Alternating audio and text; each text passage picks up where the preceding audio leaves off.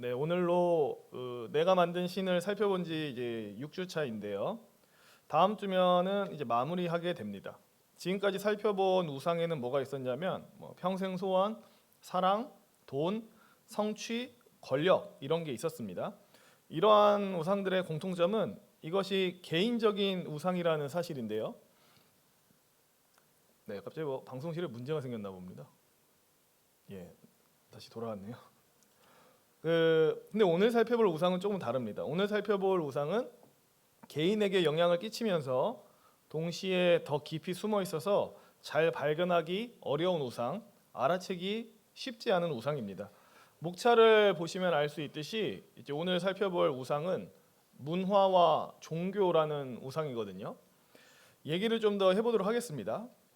몇 년 전에 청년들과 함께 제가 책을 읽은 적이 있었습니다. 책의 제목이 습관이 영성이다라는 책이었는데요.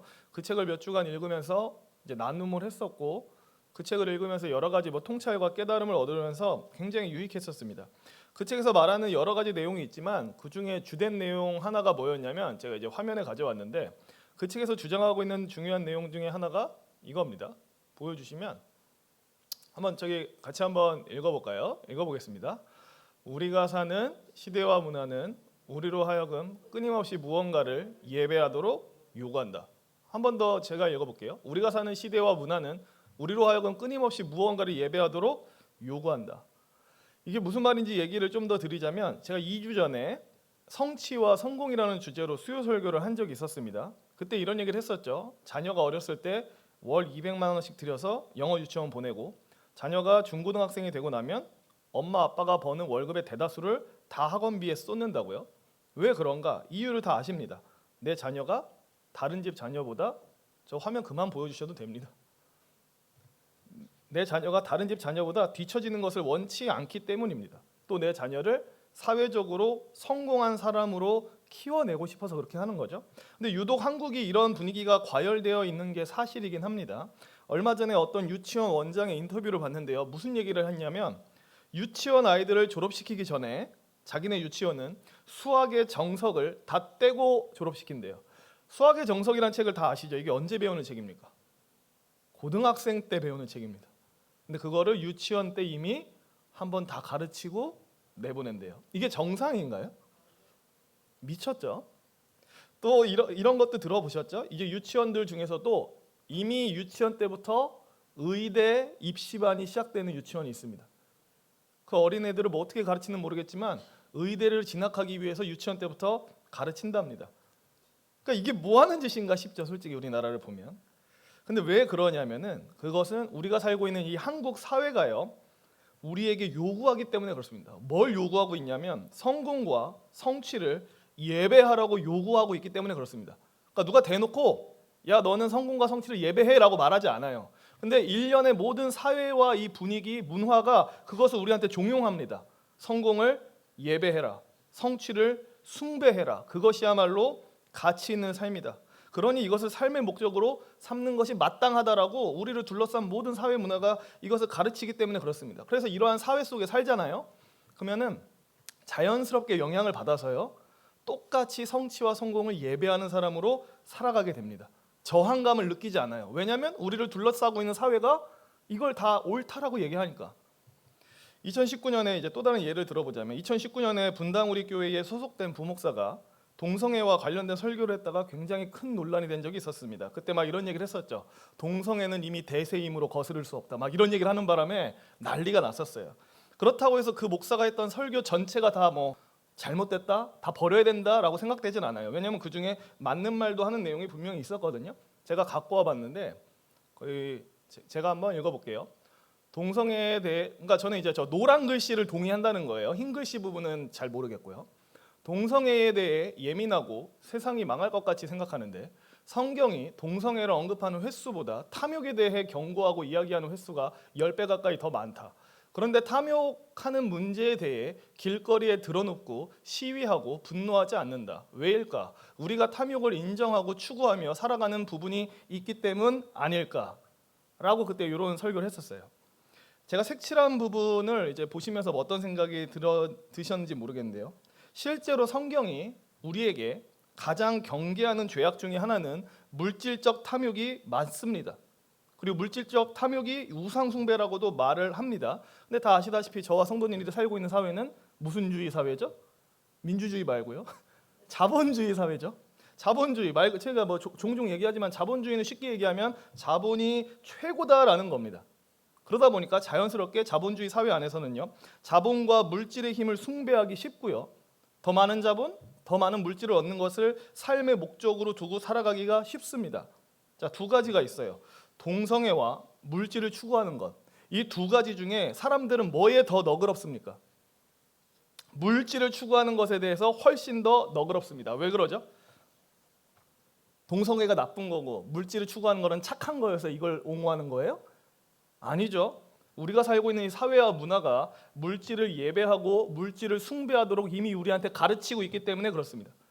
달리 말하면 우리가 살아가고 있는 사회에서는요, 물질을 추구하는 것, 돈을 사랑하는 것이 용인되어 있어요. 허락되어 있다고요. 그건 괜찮은 거라고.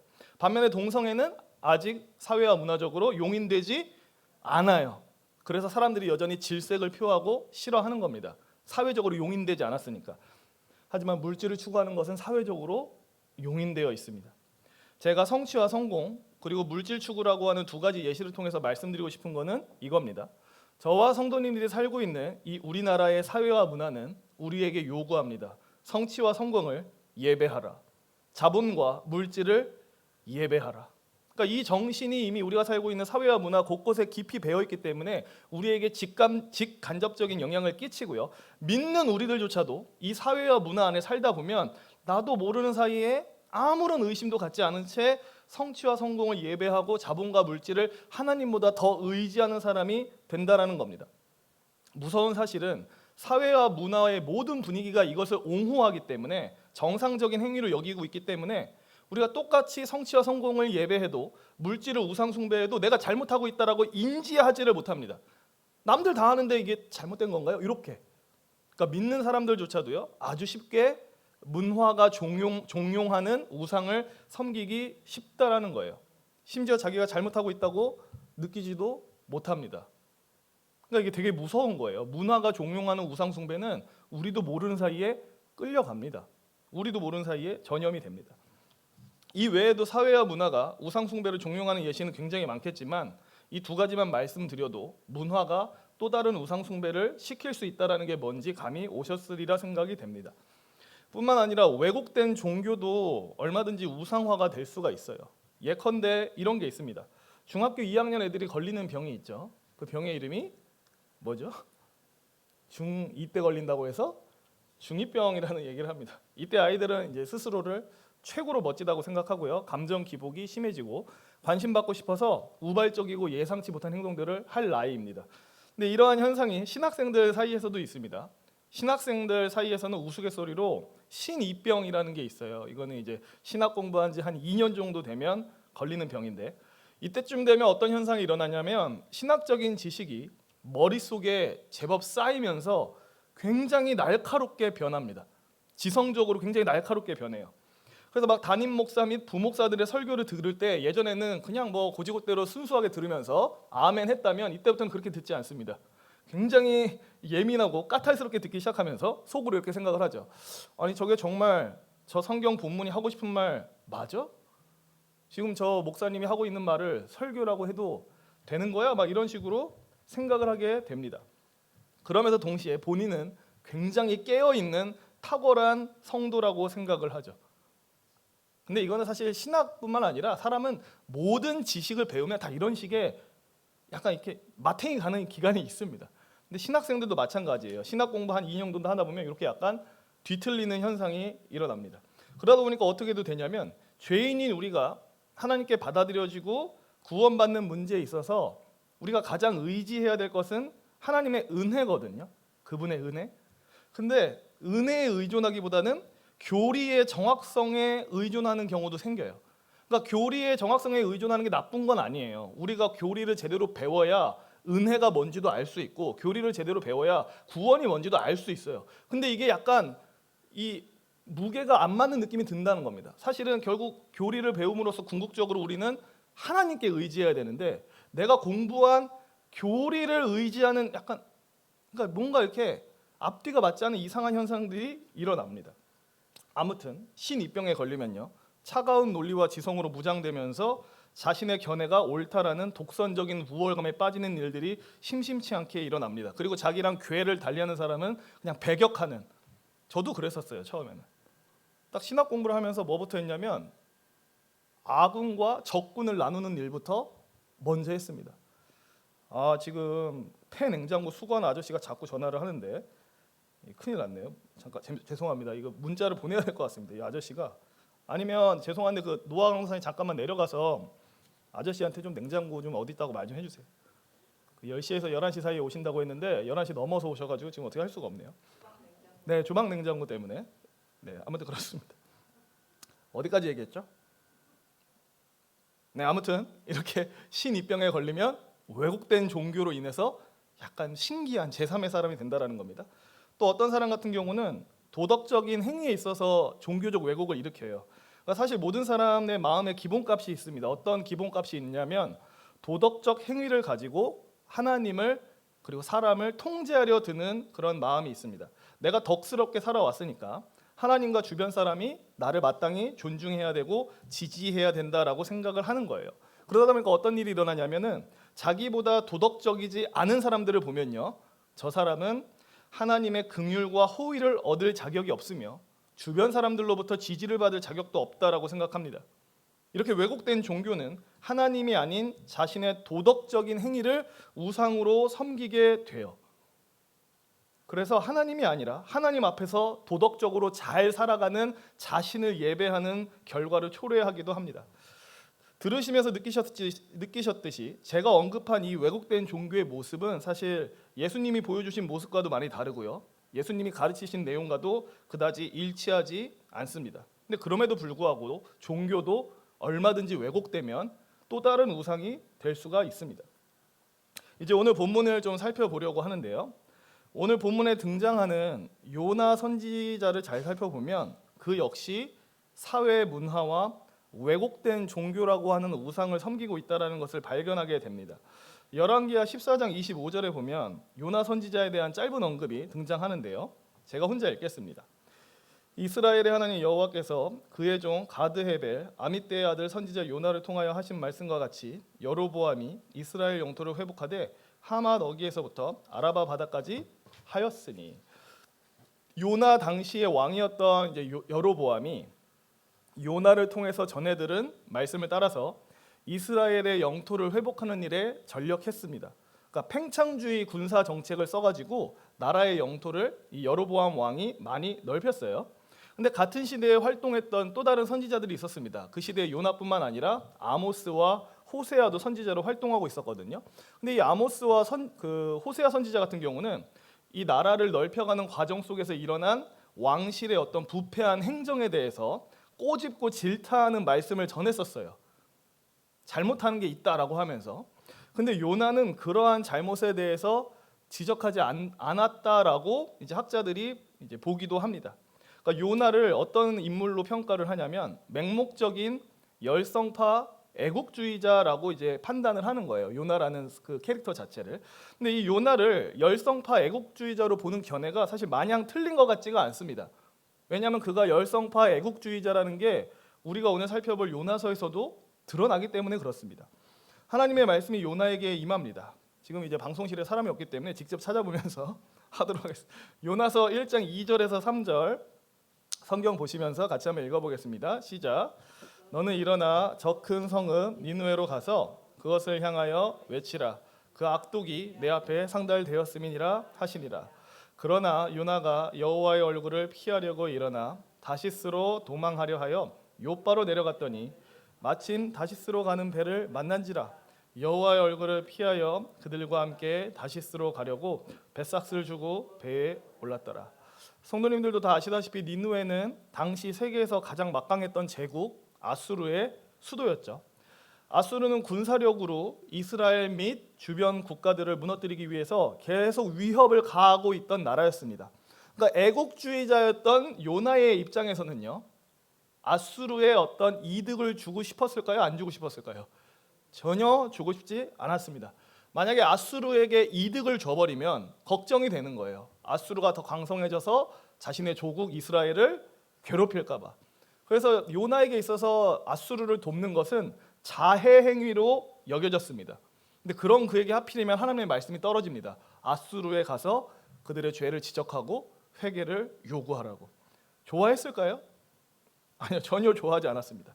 그래서 요나는 하나님의 말씀을 따라서 만약에 니느웨로 가려면 동쪽으로 갔어야 됐습니다. 근데 3절에 보면은 그가 어디로 가는 배를 탔다고 얘기를 하냐면 다시스로 가는 배를 탔다고 하는데요. 이 다시스는 당시 알려진 세계에서 서쪽 끝에 있던 성읍이었습니다. 어디로 가야 되죠? 원래는 동쪽으로 가야 되는데 정반대 서쪽 끝으로 가는 다시스로 가는 배를 타려고 합니다. 근데 또 재밌게도 하필이면 한국에 갔더니 정말로 다시스에 가는 배가 있었어요. 아마 요나 생각에는 하나님도 사실은 내가 아수르를 안 가길 바라시나 이렇게 착각했을지도 모르겠습니다. 아무튼 요나는 동쪽으로 향해야 했지만 서쪽 끝 다시스로 향하는 배에 탔고요. 하나님의 말씀에 적극적으로 불순종하게 됩니다. 요나가 불순종한 이유는 크게 세 가지로 생각을 해볼 수가 있어요. 첫째로 그는 실패가 두려웠습니다. 하나님은 웬 이스라엘 선지자 한 명을 불러다가 제국 아수르의 수도에 홀로 들어가라고 하십니다. 굉장히 부담스럽겠죠. 요나는 그들에게 또 무슨 얘기를 해야 되냐면 무릎 꿇고 하나님 앞에 회개하라고 외쳐야 됐어요. 적대 국가에 가서 회개하라고 요청하면 어떤 반응이 올까요? 아이고 감사합니다. 저희를 걱정해 주시다니. 이런 반응이 나올 리가 없습니다. 조롱 혹은 죽음밖에 없습니다. 웃음거리가 되는 것은 기본이요. 죽임당할 가능성이 너무 높아 보였기 때문에 요나는 불순종을 선택합니다. 둘째로 요나는 아무리 작더라도요, 자신의 이 사명이 성공하는 것이 두려웠습니다. 당시 아수르는 잔인하고 폭압적인 제국으로서 이미 이스라엘에게 공물을 요구하고 있던 상태였어요. 근데 요나는 생각하기를 니느웨에 하나님의 진노를 경고했다가 자칫 그들이 멸망당하지 않고 살아남아서 계속해서 자기의 나라 이스라엘을 위협하면 어떡하지? 라는 생각이 들었습니다.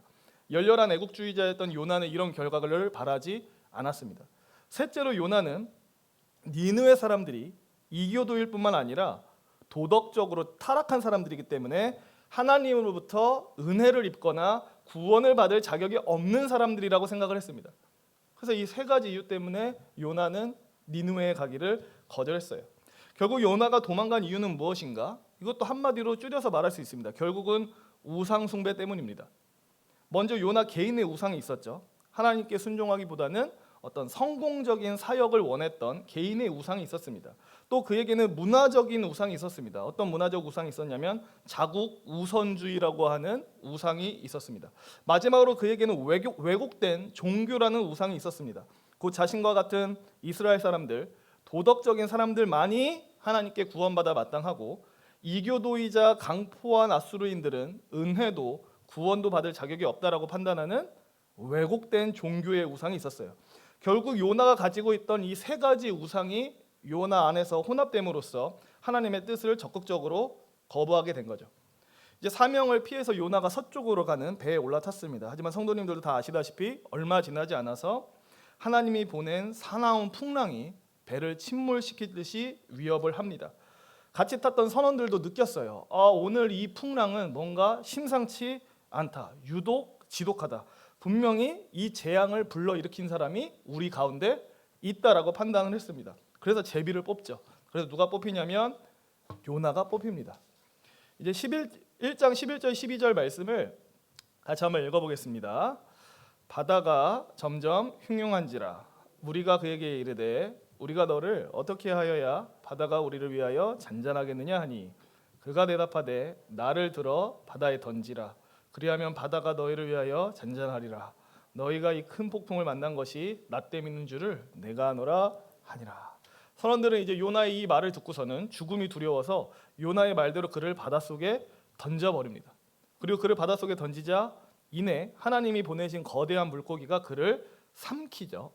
이제 캄캄한 물속이 뱃속에 들어간 요나는 하나님께 기도를 하기 시작합니다. 3절 말씀을 제가 혼자 읽겠습니다. 주께서 나를 깊음 속 바다 가운데 던지셨으므로 큰 물이 나를 둘렀고 주의 파도와 큰 물결이 다 내 위에 넘쳤나이다. 요나가 말을 해요. 주님께서 나를 이 깊은 바다 속에 던지셨다.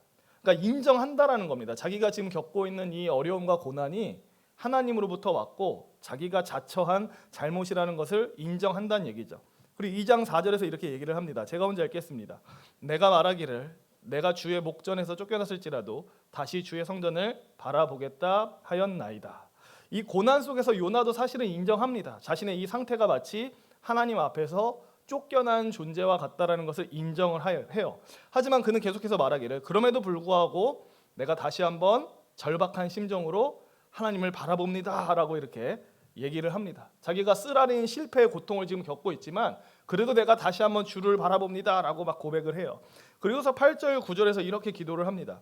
8절 9절 말씀은 같이 한번 읽어보도록 하겠습니다. 거짓되고 헛된 것을 숭상하는 모든 자는 자기에게 베푸신 은혜를 버렸사오나 나는 감사하는 목소리로 주께 제사를 드리며 나의 서원을 주께 갚겠나이다. 구원은 여호와께 속하였나이다 하니라. 그러니까 요나가 기도를 통해서 스스로를 좀 돌아보게 된 것 같습니다. 그는 말하기를 하나님께서 베푸신 은혜를 버리는 사람은 거짓되고 헛된 것을 숭상하는 자, 곧 우상 숭배자나 그런 짓을 한다라고 얘기를 합니다. 근데 요나도 생각을 한 거죠. 자신의 모습, 그러니까 하나님이 주신 사명을 거부하고 반항한 자신의 모습 또한 하나님이 베푸신 은혜를 저버린 우상 숭배자와 다를 바가 없다라고 깨달은 것 같습니다. 그래서 그는 고백하기를 하나님께서 베푸신 은혜를 저버리는 행동은 거짓된 우상 숭배자나 하는 것이므로 자신은 더 이상 그렇게 하지 않겠다라고 얘기를 하면서 하나님이 만약 나를 구원해 주신다면 하나님을 향해 감사의 제사를 드리겠다라고 그렇게 서원까지 합니다. 그리고 나서 물고기가 요나를 육지에다가 뱉어내죠. 물고기 뱃속에 있다가 빠져나온 요나가 분명히 깨닫게 된 게 있습니다. 뭘 깨닫게 됐냐면 하나님의 은혜를 저버리고 거역한 자신, 하나님의 은혜를 받을 자격이 없는 본인도 구원을 받았는데 하물며 동일하게 은혜 받을 자격 없는 니느웨 백성 역시 하나님께 구원받을 수 있는 가능성이 있지 않겠는가라고 깨달은 거예요. 자기는 불순종하고 거역해서 은혜 받을 자격이 없었음에도 구원의 은혜로 살아남았는데 니느웨 백성 또한 아무리 자격 없다 한들 구원의 은혜를 받을 수 있는 거 아닌가라고 아주 조금이나마 깨닫게 된 것 같습니다. 그래서 이제 다시 한번 하나님의 말씀이 임해요. 요나서 3장 1, 2절 제가 혼자 읽겠습니다. 여호와의 말씀이 두 번째로 요나에게 임하니라. 이르시되 일어나 저 큰 성읍 니느웨로 가서 내가 내게 명한 바를 그들에게 선포하라 하신지라.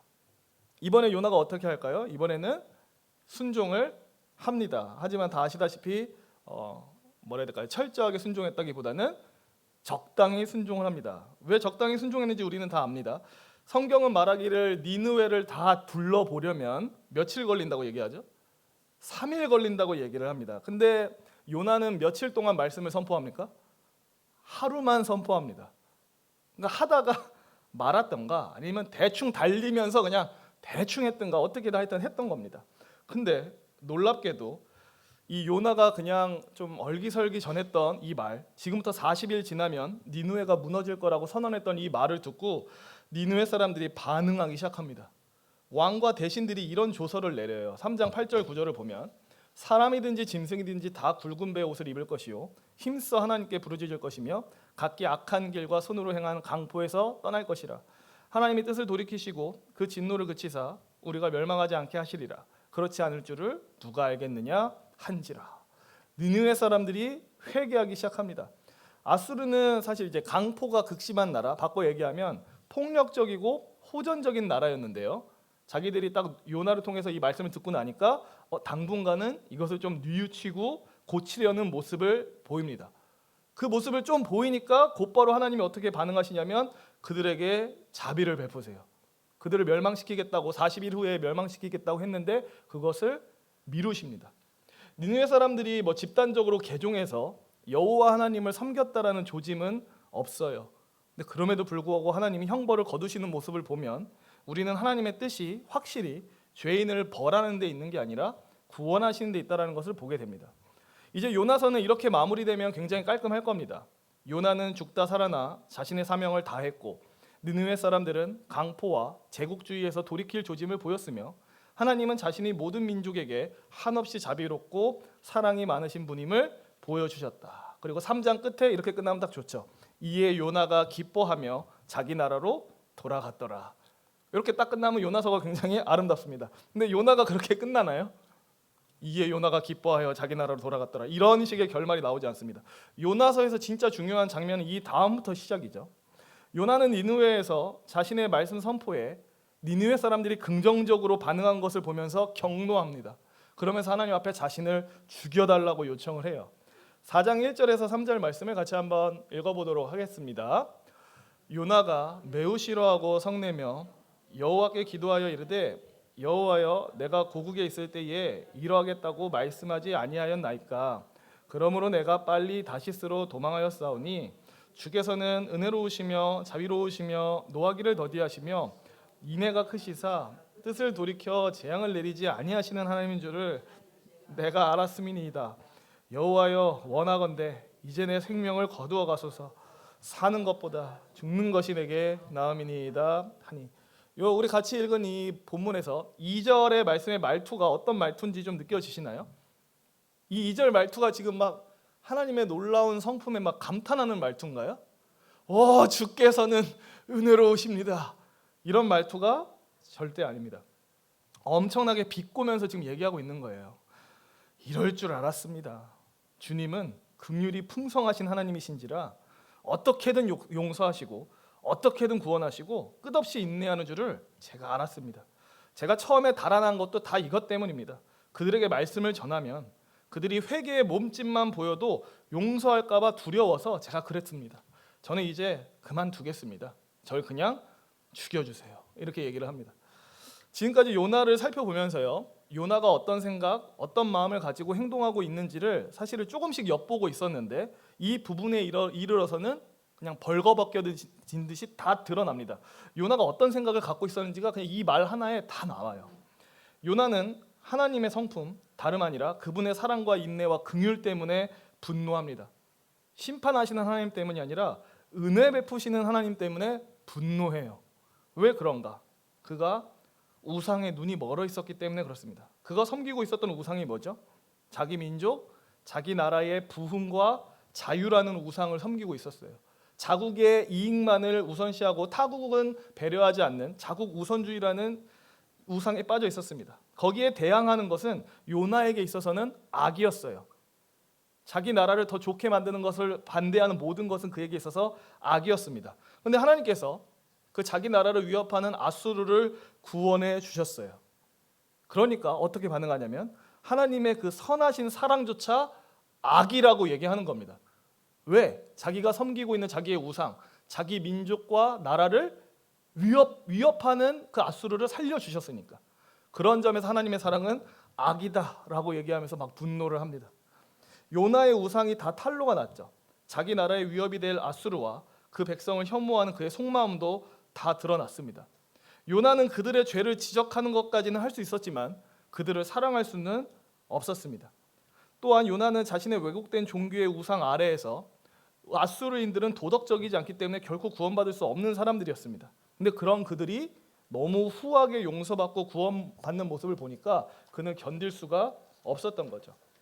그러니까 참 놀라워요. 왜 놀랍냐면 요나는 앞서 물고기 뱃속에서 깨달았거든요. 뭘 깨달았냐면 하나님께 불순종한 자신도, 그러니까 자격 없는 본인도 하나님께 은혜를 입고 구원을 받았는데, 그러니까 니느웨 사람들도 자격이 없더라도 하나님으로부터 은혜와 구원을 받을 수 있다라고 깨달았지만 정작 니느웨 사람들이 구원받는 모습을 보니까 참지를 못합니다. 그리고 요나는 하나님께 자신을 죽여달라고 얘기를 하죠.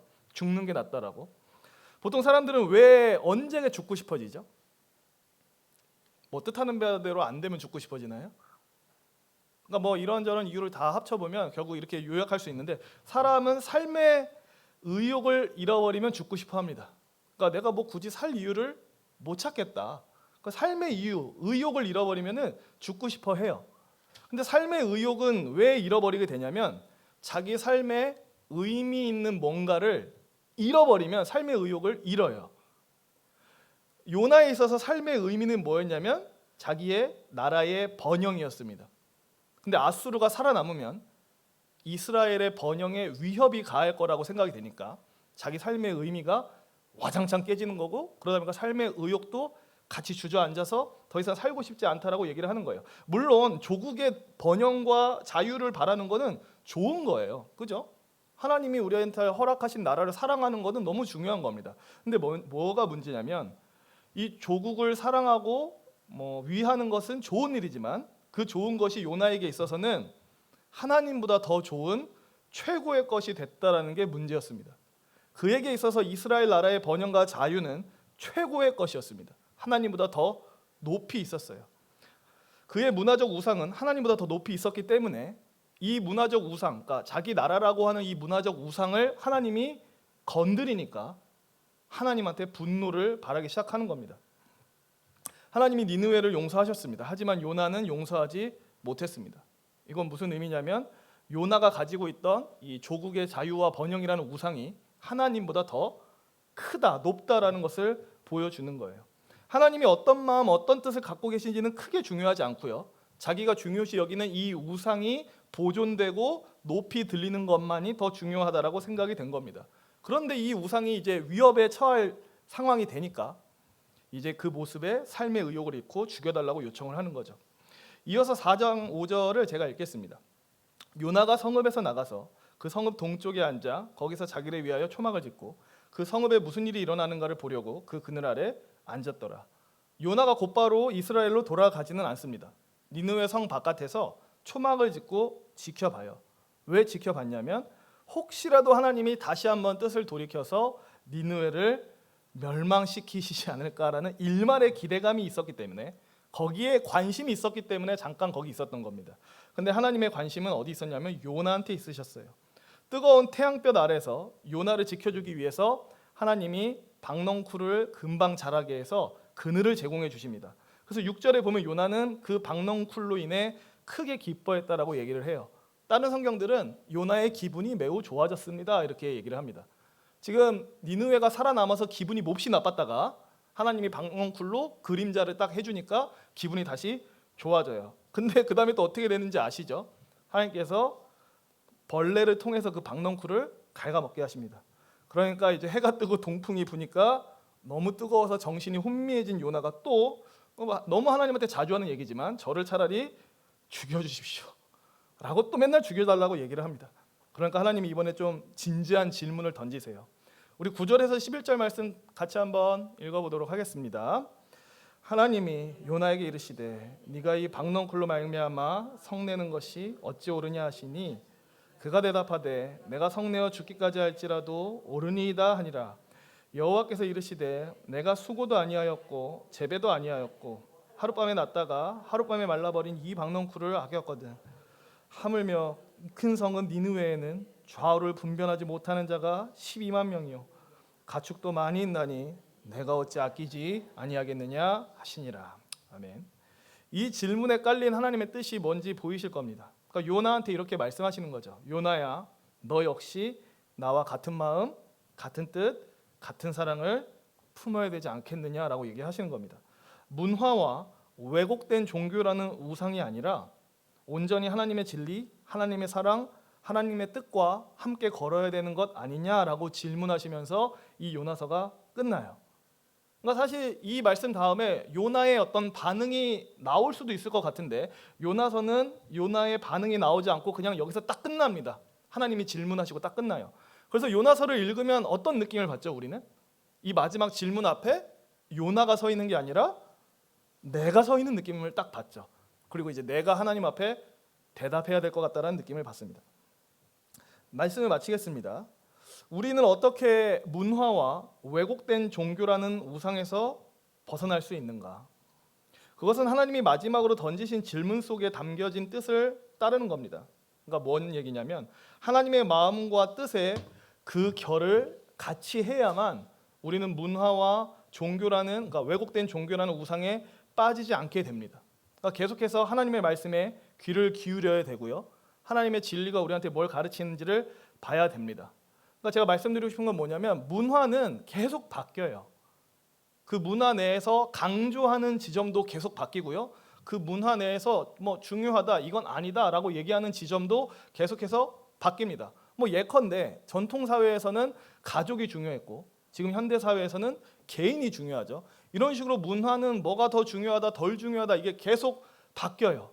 그래서 우리 믿는 사람들은 이 문화에 휩쓸리면 안 됩니다. 문화는 언제라도 바뀌기 때문에 이 문화를 뛰어넘어서 항상 변하지 않는 하나님의 진리를 마음에 품고 그 진리와 같이 나란히 걸어가야 됩니다. 그래야 우리는 이 문화의 흔들림에도 같이 휩쓸리지 않고 이 문화가 종용하는 거짓된 우상도 같이 섬기지 않게 돼요. 그러니까 이런 거죠. 처음에 말씀드렸죠. 우리가 살고 있는 이 문화가 성취와 성공을 자꾸 예배하라고 시킨다고, 물질적 부요를 삶의 최우선순위로 놓으라고 자꾸 우리한테 종용한다고. 근데 성경이 그렇게 말하나요? 아니죠. 성경은 말하기를 속히 부하려 하는 자마다 화를 당할 거라고 얘기하고 돈을 사랑함이 일만하게 뿌리가 될 거라고 얘기를 합니다. 그리고 성취와 성공에 대해서도요. 뭐라 얘기하냐면, 그러니까 열왕기 상하를 보면 그런 거 많이 느끼시죠. 그 왕이요, 현실적으로 어떤 대단한 업적을 이뤘던 말던 이거 하나님 별로 관심이 없으세요. 열왕기 상하 보면 하나님이 오직 관심 있으신 건 뭐죠? 그가 다윗의 길로 정직하게 갔냐 안 갔냐 이것만 관심 가지세요. 그러니까 세상이 보는 성공과 성취의 기준과 하나님이 보시는 성취의 성공과 기준이 아예 달라요. 그러니까 제가 말씀드리고 싶은 거, 문화는 자꾸 변합니다. 우리한테 뭔가를 자꾸 예배하라고 종용합니다. 근데 여기에 휩쓸리지 않으려면 우리는 변하지 않는 진리인 성경 위에 서서 하나님의 뜻과 마음의 그 결을 같이 해야 됩니다. 그러니까 시대와 문화를 초월하는 하나님의 말씀에 우리는 계속 서야 안 흔들린다는 거예요. 그래서 우리한테 필요한 게 뭐냐면요, 항상 배우려는 겸손한 마음가짐이 필요해요. 칼빈은 자신의 회심을 가르쳐서 이렇게 표현했습니다. 나의 회심은 가르침을 받을 만한 마음을 갖게 된 것이다. 그러니까 무언가를 가르침을 받을 만큼 마음이 부드러워진 것이 자신의 회심이라고 얘기를 했어요. 그래서 바라기로는 저와 성도님들도 이 마음을 품을 수 있기를 원합니다. 불변하는 진리인 하나님의 말씀으로부터 항상 배우려는 겸손한 태도를 가질 수 있기를 원합니다. 그래서 이 말씀의 반석 위에 서서 사회와 문화가 예배하라고 종용하는 각종 우상을 분별할 뿐만 아니라 이 말씀 위에 서서 왜곡된 나의 믿음과 그릇된 믿음을 교정하고 항상 바른 길을 걸으시는 복된 성도님들 되시기를 소망합니다.